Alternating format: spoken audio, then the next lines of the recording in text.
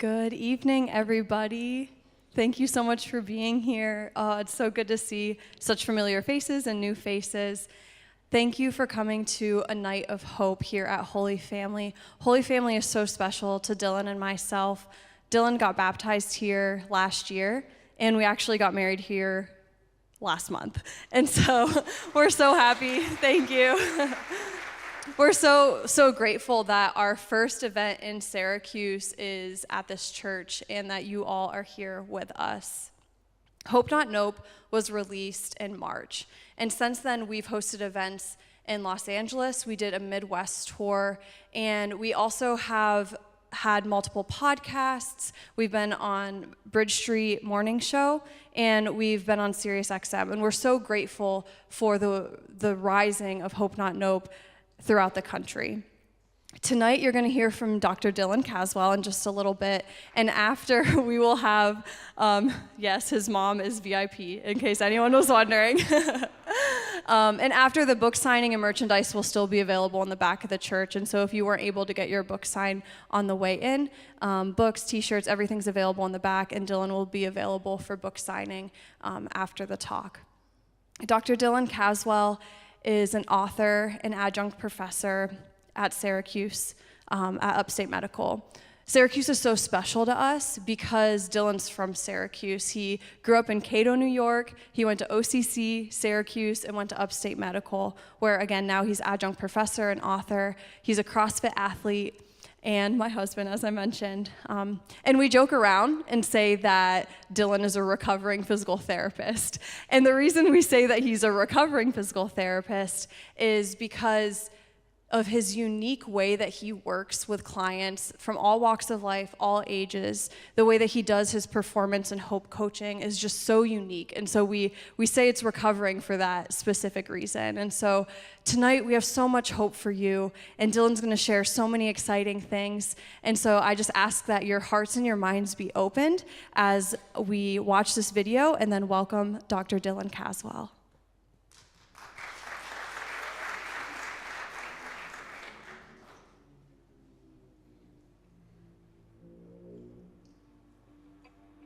Who are you?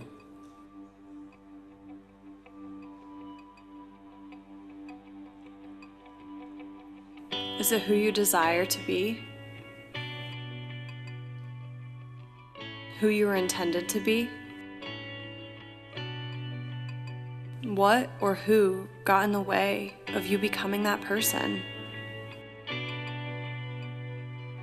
The good news is, your story's not complete yet. No matter the rejection, the failure, the obstacles, the lies that you have faced, No matter the nope that has been put on your plate, you can turn it into hope.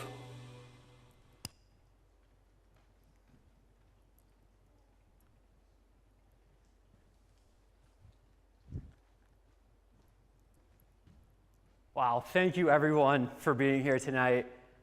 As my beautiful bride was saying, it's such an honor to be here, and honestly, it's a little nerve-wracking because what we've learned is that hope does not disappoint, but I definitely can. And it's in front of our families and friends. When you have an event in Los Angeles and maybe you mess up, well, you might not see that person again. Where most people here, I'll probably see you on Sunday or in passing, so there's a little bit more pressure to it. And it is interesting, there's research in MLB professional baseball that when players are playing at home, their heart rates are actually elevated throughout the game. So a lot of people say, oh, home field advantage, and it makes you perform a little bit more, but there is something to be said about being in front of your families and friends. And Dr. Dave Boylan, who was the mentor that taught me about hope, that a lot of this work and the unique perspective that Brandy was sharing really comes from him taking me under his wing and showing me a lot of these things. So Holy Family is so special to us. As Brandy mentioned, I finished RCIA in 2022. I was baptized, confirmed, received Holy Communion, and then in September, got to marry this beautiful woman down at the grotto with Father Dan, Deacon Bob, a lot of people that are here, and a lot of prayers from the Holy Family parishioners. So it's really exciting to be back. You know, after a wedding, what tends to happen is a honeymoon. And that's what Brandon and I did. We had the business, we had the book, we had the wedding, and let's get away for a little bit to just reset and start off our marriage without a lot of stressors. So we went to Italy. We were in Italy for 2 weeks. It was incredible. But while we were there, I couldn't help but thinking of this event that was coming up, because I love the work that we get to do. I love that we get to reach people. I love that we get to empower people with hope. It fires me up. I'm passionate about it. It's hard to put it down. So when we were in Italy, we made a deal. I wasn't going to answer emails. I wasn't going to go on social media. I wasn't going to work on a lot of things. But I said, I am going to pray and I'm going to meditate on what should I share with all these amazing people about hope. Because there's so many things about hope that we can share. I mean, that's why we wrote the whole book about this. But what do I share to all of you here and those joining in online about this powerful thing of hope? And in the prayer, I got the answer. I want you to pay attention while you're here in Italy. And I want you to go back, and I want you to share these stories that I'm about to show you. And when you get that message, you can't help but get your notebook out and start writing down these things. So the title tonight could be, Hope is Simple, Navigating Rome is Not. Maybe we could go with an Italian hope story. We actually got to meet the Pope and shake his hand, which I'll share about later in the talk. But we could name it Hope Not Nope with the Pope. Shout out to Ange for coming up with that name. But it's truly an honor to be back here. And the one thing I haven't mentioned yet is that aside from the sacraments, Holy Family gave me something really special. And not just Holy Family, but the Catholic Church as a whole. Because what I learned is that you can get all these degrees. You can have a business. You can have loving relationships. You can have the best workout plan. You can have the best diet, and you can still be empty. And that's what I was finding. How could all these things be happening and still feel empty? And once I was baptized, that changed it. I can't be empty anymore. Why am I going after the things in the world when I have this thing that loves me so much?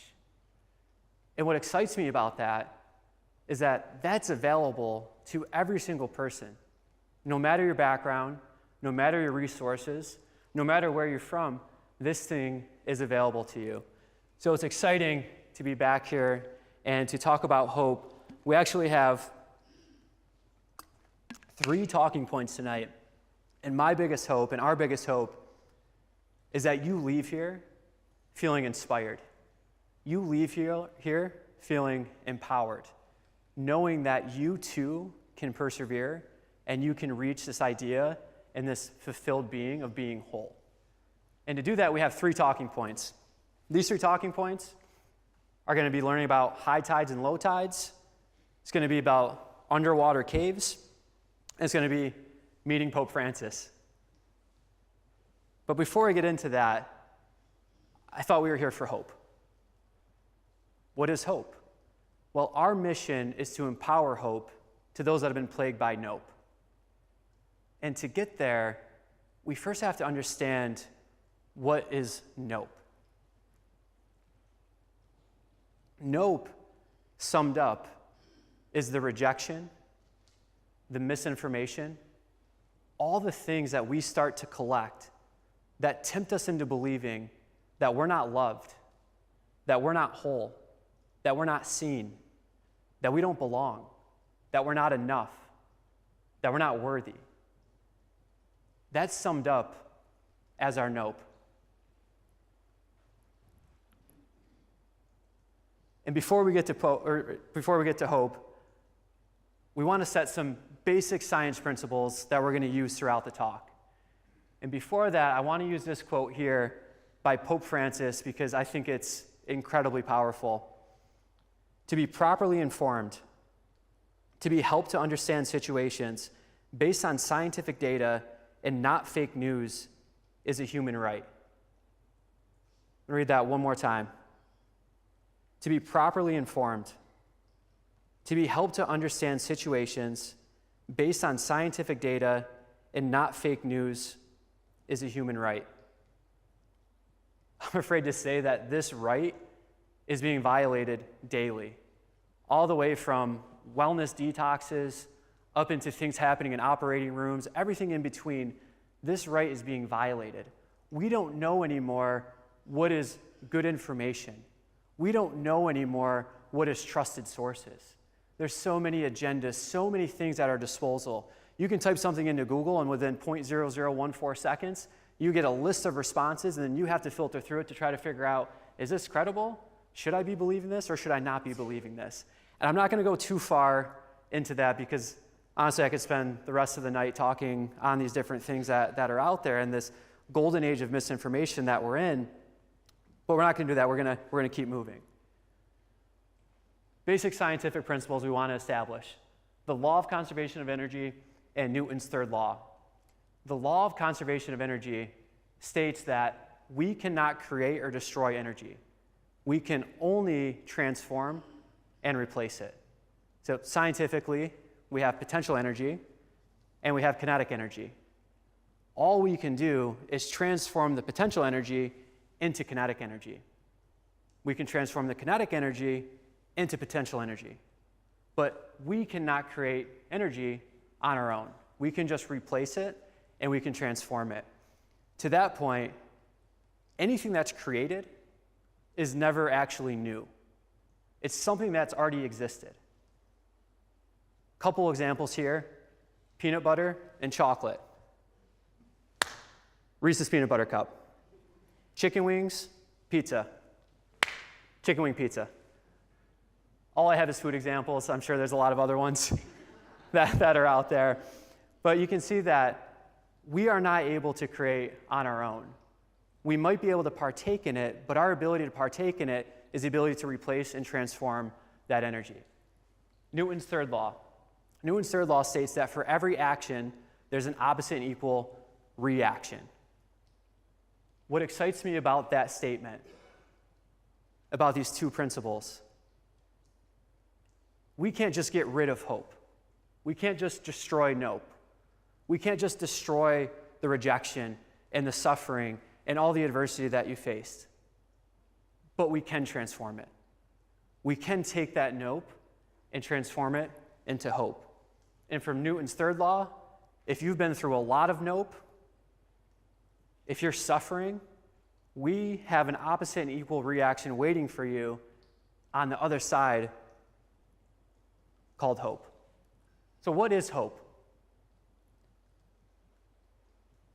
Hope is interesting because a lot of us think of it as, I hope I can get better. I hope I get that job. I hope my work environment improves. I hope I get to marry this beautiful girl. Happened. But we think hope is passive. That I'm just going to hope for this thing and then it will come true. And the reality is that that's not hope. Because for hope, it is learned and it's earned. Hope is learned and earned. It is not passive. And for hope to exist, it needs the following three things.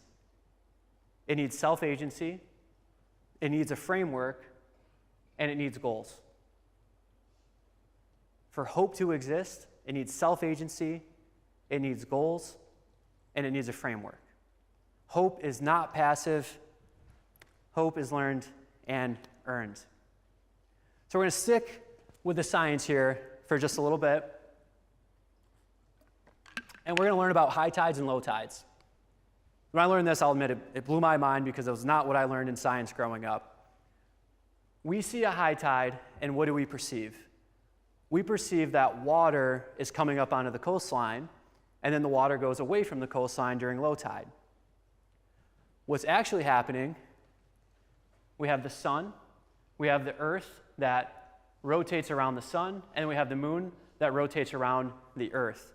The sun has a gravitational pull, the moon has a gravitational pull. When the moon pulls on the earth, that gravitational pull, it actually pulls the water towards it. And kind of a side note here, there's a lot of water on earth, and the earth is round. If we have any flat earth believers, we can talk afterwards and kind of establish those principles, because that is still out there, and it's going strong, so we can establish that the earth is round, or else this won't make sense. The other thing we can establish is that I learned this from my brother's poster, because my brother and I shared a room for a while when we were growing up. He had a Deion Sanders poster on his wall back when he was with the Cowboys, and on it says, "Water covers 2/3 of the earth, Deion Sanders covers the rest." So we know that water covers at least 2/3, maybe Deion is on the rest. But back to high tides and low tides, what's happening?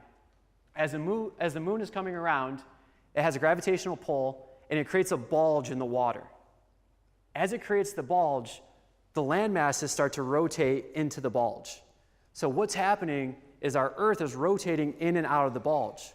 When we rotate into the bulge, that's a high tide. Once we're out of the bulge, that's a low tide. Physicists say to this point that we've developed a way of trying to understand this with a perspective that in reality is not what's happening. So again, physicists say that to this phenomenon, that we found a way to explain it to the general population, but the reality is that this is not what's happening. So to that question, we want to ask you, what is your framework? And where is it coming from? Is it up to date? Is it from trusted sources? Is it based on fundamental science? Is it based on fundamental principles of faith? But where is your framework coming from? Because remember, for hope, the first thing that we need is a framework. And if we don't have the right framework, we're not going to be able to experience hope. Where's your framework? I want to share a couple examples with you that are not about high tides and low tides, because that is not an area of specialty. That's the only thing I know really about the ocean and gravitational pulls and that part of it. But I will share with you some things from my field that show us that maybe this isn't the way that we should be looking at this. Has anyone heard of the Rice principle? You have an injury, what do? Rest, ice, compress, and elevate. Been passed for generations and generations and generations. We still see it done at the professional level. Player goes down on Sunday, they go to the sidelines, they're out. What happens? Throw ice on them. Compress, elevate it. We see this trickle down to youth sports. Has anyone asked where the Rice principle comes from? Where it originated? I have a very curious brain, and I asked that question. I got into a rabbit hole of research, and it's a very interesting story. So I'm going to take you back to the 60s. We're in Somerville, Massachusetts. It's a summer day. We have a 12-year-old boy, Everett Knowles. What does a 12-year-old boy do in the summer when they have a lot of free time to themselves? Anything that can get them in trouble. So what does Everett do with his friends? There's a freight train going by, and Everett thought it'd be fun if he could jump on the freight train and then wave to his friends and say, "Hey, see you later, I'm going to the next town. Look at me, I'm on a free freight train." As he goes to wave to his friends, they pass under an overpass, and it severs his arm. His arm is completely detached. His friends freak out like any other 12-year-old would do. Next step, they call their moms. Their moms go, "Have you called 911? "No, I called you. You call 911. They get him to the hospital. It's the first time in history that a group of physicians said, maybe we can reattach this limb. Maybe we can put this back together and he can still have function with it. Are you up for that? The family was up for it. It was in Massachusetts General Hospital. They had phenomenal surgeons, the best in the world, to do this procedure. But to do it, they had to get everybody in there at the same time. They had to get the anesthesiologist, they had to get the orthopedic surgeon, they had to get the plastic surgeon, they had to get everybody in there to do this surgery. So what did they do for Everett Knowles in that time that they were waiting? They elevated his arm, they put a tourniquet around it so that the bleeding would stop. Because if he bleeds out, there's no body to reattach the arm to. So they put the tourniquet, they elevate it. The severed arm, they said, we need to preserve this until we can replace it. How do we do that? Well, let's put it on some ice. So they put it in the ice. After that, they reattach the arm. Everett Knowles has awesome success. This surgical group goes on tour around the world describing this procedure because what an amazing procedure. What an amazing thing that technology has given us, that we have the ability to reattach a limb that has been completely ripped off. Incredible. So as they're going around, they're telling their protocol. We wrapped a tourniquet around it, we elevated it, we had him rest, we put the limb on ice. So a reporter said, oh, we could use an acronym called RICE for that. So they wrote an article, Rice Saves Boy's Arm. That spreads around. 1978, Dr. Gabe Merkin coins the term in his best-selling book, Sports Medicine, and since then, rice has been used for generations. Now, in 2010, Dr. Merkin came out with a statement that simply stated, if you are still using my rice principle, you have been misinformed and you're not up to date. From the person that coined that term. So first of all, can we pat Dr. Merkin on the back? Because I don't know many people that have that humility to say, I coined this term and you shouldn't use it anymore. You should get rid of that. Amazing. Why do we not use the rice protocol anymore? Well, modern research has shown that when we completely rest and we ice an area, it actually delays our healing. It takes the healing process longer. Now, the amazing part about this is that we were designed in such an incredible way that despite years of delaying the healing process, we all still healed. Because I bet every single person in here has had ice on their body at one point in their lives. I know I have, and I know a lot more people will continue to have that. But it begs the question, what is your framework? Is it up to date? Is it based on credible information? So that one was pretty good, but I got a little bit more of a challenging one. Are you guys open for a good challenge on a Tuesday night? Because I'm fired up for it. So the next one, I'm just going to throw it out there. I'm going to direct hit it, and then I'll explain it after. Bone on bone does not exist in the human body. How many people have been told that they're bone on bone? How many people have given up meaningful activities because they're afraid of their bones grinding on each other? I know in our practice we see that a lot. We see a lot of people, I want to run, but I haven't run in 20 years because of degenerative disc disease. I want to play tennis, but I can't because my knee arthritis. And I was told that it's going to continue to impact and it's going to grind and I'm going to need a total knee replacement. To this date, and I'll admit I didn't check it this morning, so if anyone does, then an article came out, that's my bad. But to this date that I know of, no article has ever been published, no science has ever shown that bone in the knee is actually hitting the other bone. The flip side of this is there is evidence showing that this doesn't exist. And this comes from the 80s from Japan, Teriyama et al. They took a cadaver, so a person that had passed and donated their body to science, and what they did is they took the femur, so the thigh bone, and they took the tibia, the shin bone, they put it in a machine, and they tried to force it together. They used 2 times the person's body weight to try to get these surfaces to touch each other. And mind you, this isn't a cadaver. The results were that it stayed 0.2 to 0.4 millimeters apart. They added the force, couldn't get them to touch. So now we take those results and we look at them in a living system that has fluid in their knee, a living system that has charges in the knee. What happens when alike charges are near each other? They repel. If we have different charges near, they're going to attract each other. In the knee and in all of our joints, the fluid in there sets up this phase where these alike charges are actually repelling each other. So now in a living system, it becomes even more difficult for us to be bone on bone. Now, does arthritis still exist? Yes. Can cartilage degenerate? Yes. Can people have knee pain because of that? Yes. But the understanding of it changes because other research has shown that if you have a knee cartilage that is degenerating, and this one is fascinating, this article was in postmenopausal women that started running again.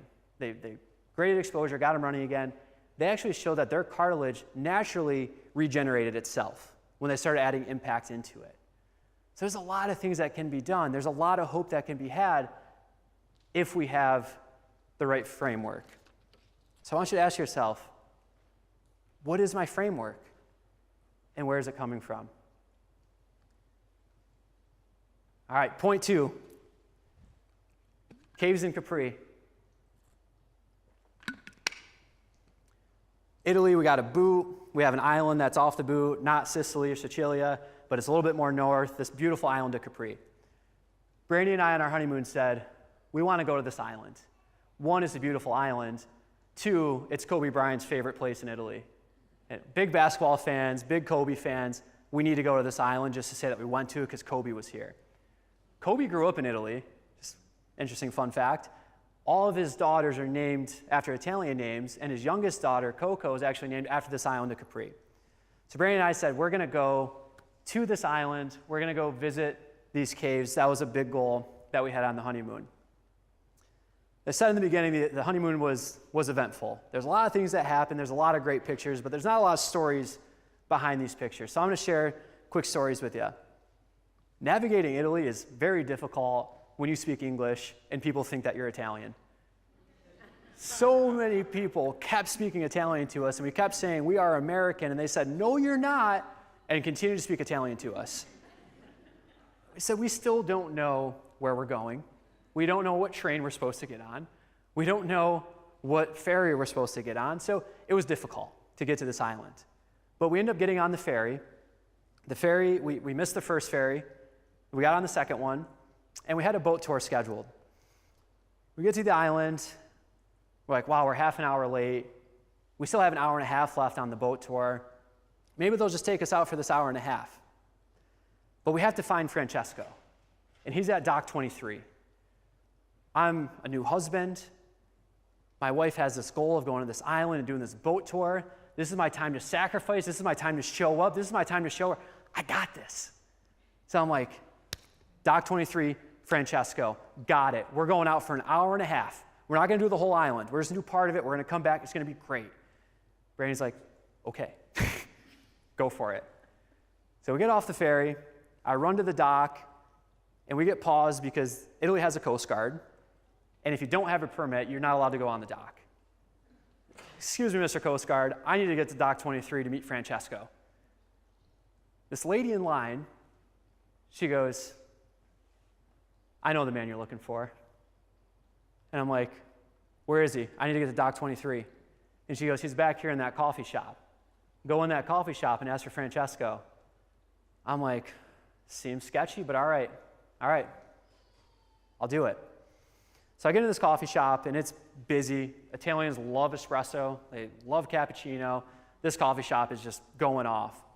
So I walk in there, and I look around, and I just go, I'm looking for Francesco. And this guy in the corner pulls his glasses down, and he goes, I'm Francesco. I said, all right. I felt like we were about to be in a mob scene. And I've never been in the mafia. I've never been part of a mob deal. But my dad has all the Godfather VHS tapes, watched The Sopranos growing up. I'm like, I know how this goes down with Francesco. And my goal was to not say no. My goal was to say, we're going out on that boat for as long as you can take us. So we're going back and forth, and he just pauses, and I'm like, okay, I know this part. We're in this awkward silence. The first one to break it loses. So I'm like, I can be silent and awkward. Like, let's go for it, Francesco. So I'm just sitting there, and I'm just staring at him. He's staring at me. Eventually, he stands up. He gets on his phone. It's in Italian. I don't know what he's saying. I'm like, oh, gosh, I hope this is going okay. Brandy's outside, like, you want me to come in? I'm like, I don't think so. Stay out there. He comes back, and he goes, you have $200 on you. I'm like, this is good. We're going to make a deal. I go, yeah, I have $200 on me, American. And he goes, well, the exchange rate's a little higher, so you're going to need some more than that. I go, oh, Francesco. And he goes, well, okay, we'll do 200 American. We'll go 50 on a card. And I have a friend that has a private boat who ended up being a 7th-generation Italian that grew up on that island, brought us out on his boat and toured us around the entire island. It was incredible. On that trip, we got to see these beautiful caves, these grottos that are around Capri. So this one is showing the blue grotto. We didn't go in that one. I'll explain why later. But we didn't go in that. But there's all these beautiful grottos that surround it. So our tour guide brings us to the south part of the island. We're in this small wooden boat. Can't make this up. There's yachts all around us that have helicopters and just incredible. We're in this little boat, and he goes, "This is the best place to swim. Hop off and swim." We're like, all right, we don't want to upset the people that have helicopters on their boats. He goes, "No, it's fine. This is the best place to swim." All right. So we jump off. We go swimming. I want to swim in one of these caves. I want to see what this looks like. And Brandy's on board. So I start swimming over. I get into the cave. Brandy's about 20 meters behind me. And I'm in this cave, and I feel this electricity going through my body. And I go, whoa, this is some sort of cave. Like, what's going on in this thing? And I look back, and I'm waiting to tell Brandy that this electricity that I feel. And Brandy goes, "Hey, watch out for the jellyfish. There's a lot of jellyfish in this area." So we get back onto the boat, and we both got stings up and down our arms. A lot of people have asked, well, did you have to pee on each other? No, they were small baby jellyfish. They weren't poisonous. They just gave us a little zinger to let us know that they were there. But we got to see these beautiful grottos, these beautiful caves. With a curious brain, I started to ask the question, where do these caves come from? What actually creates these things? And the answer is erosion. Now, I stated earlier that there's yachts that are here with helicopters on them. I can't even fathom how much money these people have and how much they spent to go see these caves. These caves that were formed by erosion. These caves that were formed from waves smacking against them for years. All these people going to travel to see this thing that is the weakest part of the island, because the strongest part of the island doesn't break down. It's the weakest rock that breaks down with erosion. I think a lot of times we forget to remember that these waves that are smacking up against us, they're forming us and they're sculpting us into something that people are going to come and admire at some point, if you're willing to keep going through it. So at this point, I'd like you all to take out your phones. And I want you to turn on the camera that's facing your face, the one that when it comes on most of the time, you're like, oh gosh, what is happening? Turn that camera around. Face it right towards you. Because the reason that Brandy and I got to go on this amazing boat tour with this amazing Italian and see these underwater caves was because it was our goal. So we were willing to persevere. We were willing to have the waves crash against us and to keep pushing through. And if you know your goal, you can do the same thing. So what I want you to do is I want you to just first look at yourself in your phone. Because before you can make an individualized goal for you, you need to look at yourself and recognize that you exist, that you are a person, and that you're an incredible person. We go through life and it's so fast and all these things are happening that we forget that we're a person that has dreams, a person that wants to achieve something. So I want you to just look at yourself. I want you to smile at yourself. Just say hi, check in. And I want you to ask yourself, what is my goal?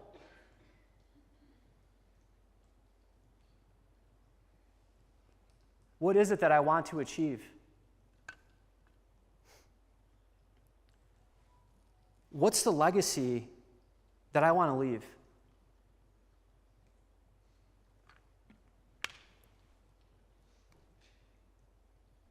After that, go ahead, put your phones away. But this is a practice that you can use daily or weekly or monthly to check in with yourself. Research shows having an accountability partner increases the likelihood of you actually reaching a goal. You should have an outside accountability partner, but then you should also have yourself as an accountability partner. But that starts by first seeing yourself. What are your goals? The last part I want to point out about this, so the Blue Grotto. Let me explain the Blue Grotto. To get to the Blue Grotto, you have to take a ferry to the island, and you have to get in another boat from the island to the Blue Grotto. And at the Blue Grotto, you have to get out of your boat, get into a kayak, get in the kayak, and then you can go in the Blue Grotto. The ferry wait time is about 2 hours. The next boat is another 2 hours. And then waiting to get in the kayak is another hour or so. All these people wait to get into this Blue Grotto. What happens if they don't have a boat? They can't reach their goal. What happens if they go to visit this during high tide? They can't get into the cave. So we also need to recognize that once we have our goals, we have to look at, do we have the appropriate resources to reach that goal? Do I have a boat? Can I actually get into that? And is it the right time? You want to go there at low tide. Don't go there at high tide. So resources and timing.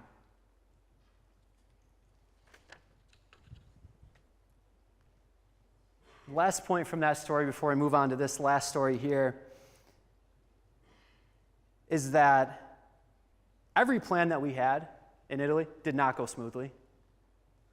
These pictures don't show that, but we had to continue to keep persevering and persevering, and we relied on a lot of people to help us. And what we found out is that if you're lost and you're stuck and you don't know what to do and you don't know where to go, that there's a Francesco waiting to help you if you're willing to ask. So just remember that. It doesn't have to be Francesco, but. All right, third point of the night. Brandon and I actually got to meet and shake hands with Pope Francis. An incredible experience. In the picture, you see the joy that we have. We had no clue what to say. I felt like we're the only Americans that were there. Everyone else is saying El Papa. I'm like, oh, do we do that? But I don't want to seem fake because I can't say it with the accent. So we just say Pope.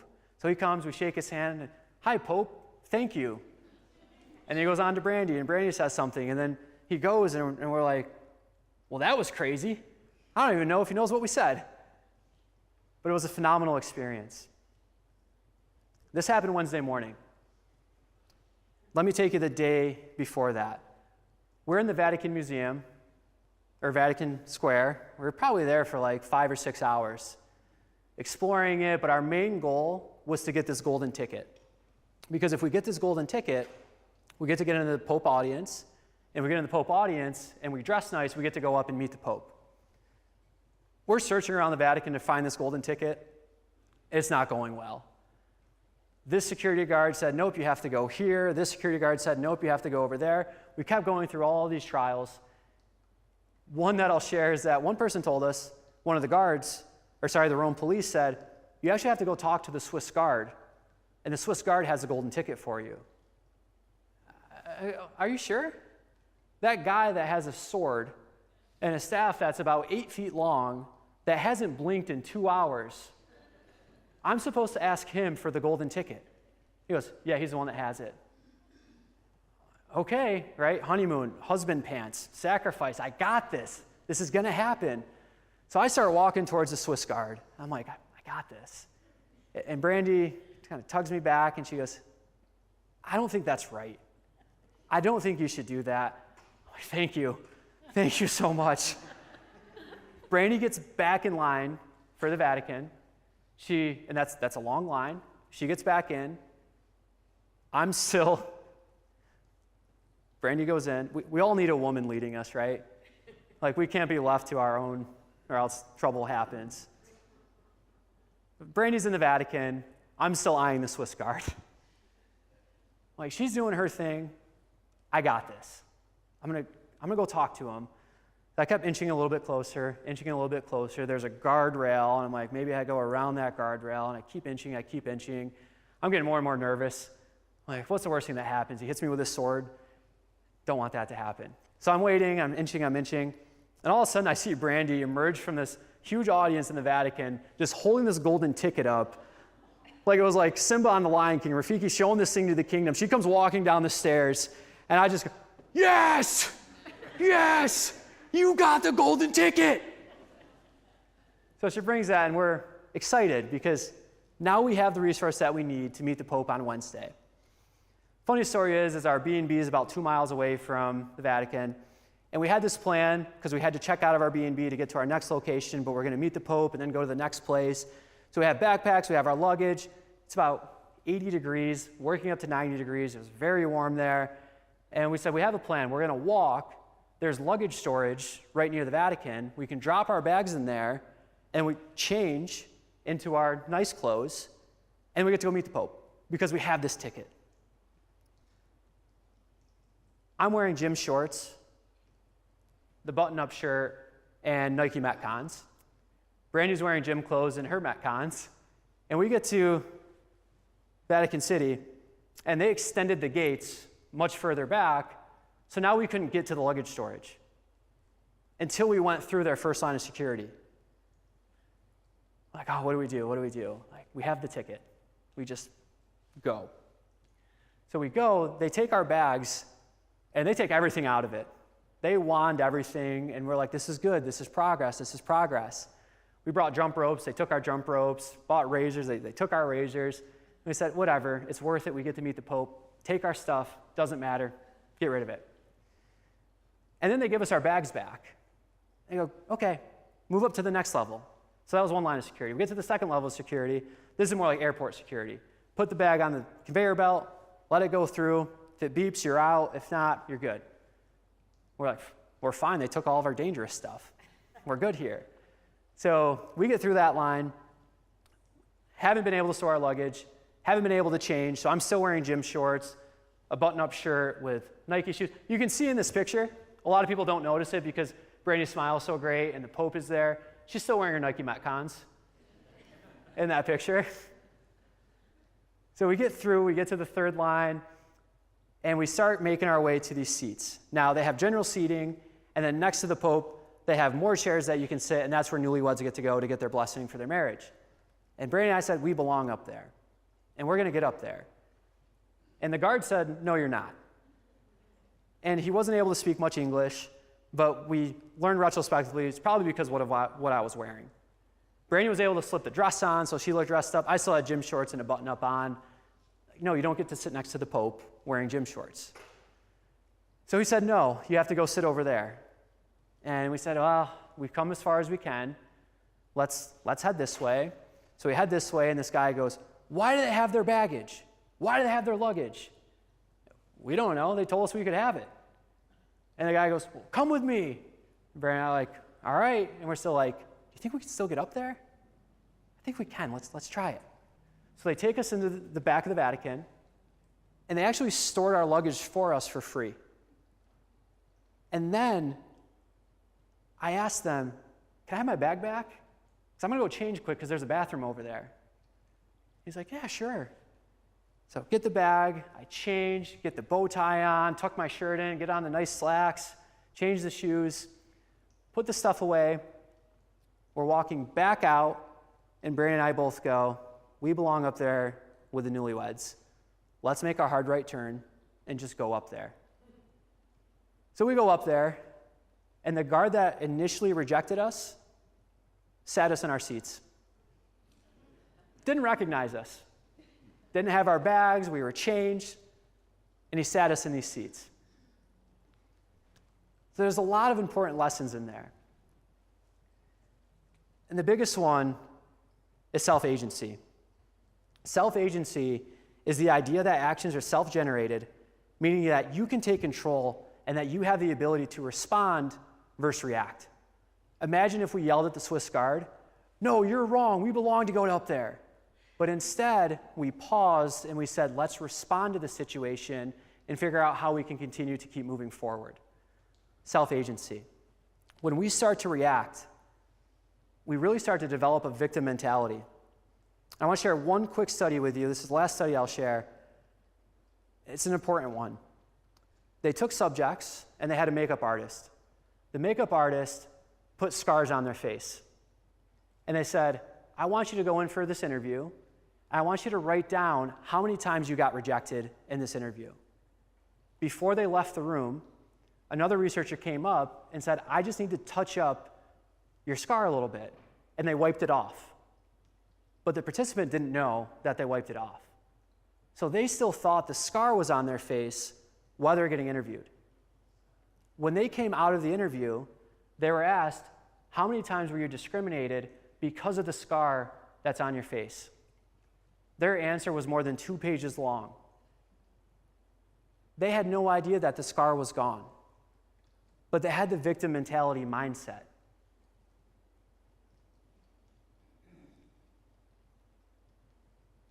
Whatever you're looking for, whatever you're seeking, you're going to find. Brandy and I, if we had the victim mentality mindset, this never would have happened. We instantly would have thought, this isn't meant to be. There's not a plan for us to meet the Pope. We're not worthy to be up there with the other newlyweds. There's too many things in the way for this to happen. And what we learned is that the nope that we faced was actually redirecting us and leading to things better than we ever could have imagined. We had our bags stored for free. We got to shake hands with the Pope. I had to eat about 20 mints to get through the talk because we didn't have breakfast. And I was sweating and the sun was coming down and I was coughing. And we just kept fighting. We kept fighting, we kept persevering because we knew that we were supposed to be there. Self-agency. You can take control. You can learn how to respond versus react. Another thing we learned in this situation, remember that golden ticket that we worked so hard for, that Brandy came out holding up above her head? We never needed it. No one ever asked for it, not one person. So what we learned is that you can spend all this time trying to get this. If I get this one thing, then this will work. If I have this one resource, then I'll reach that goal. We spent so much time getting this. What we learned is all that resource did was give us the confidence and the faith to continue to move forward. So also ask yourself, am I reaching for something that I don't need? Am I putting too much faith in this thing that I don't need, when the reality is I just need to keep moving forward?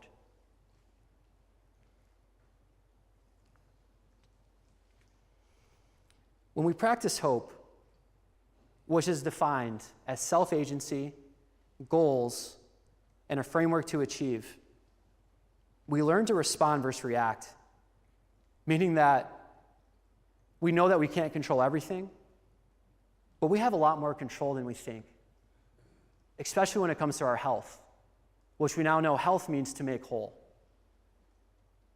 So we have to look. Do you have self-agency? Do you have goals? Do you have a framework? I'd like to thank all of you for joining us tonight. And because we are in our home parish, I'd like to end with one of my favorite verses. This comes from Mark 25 through 34. I'll read it out to you. And a woman was there who had been subject to bleeding for 12 years. She'd suffered a great deal under the care of many doctors and had spent all she had. Yet instead of getting better, she grew worse. When she heard about Jesus, she came up behind him in the crowd and touched his cloak, because she thought, if I just touch his clothes, I will be healed. Immediately her bleeding stopped, and she felt in her body that she was freed from her suffering. He said to her, "Daughter, your faith has healed you. Go in peace and be freed from your suffering." As you head home tonight, I want you to ask yourself, where am I putting my faith? What framework am I subscribing to? And most importantly, am I ready to transform my nope into hope? Thank you.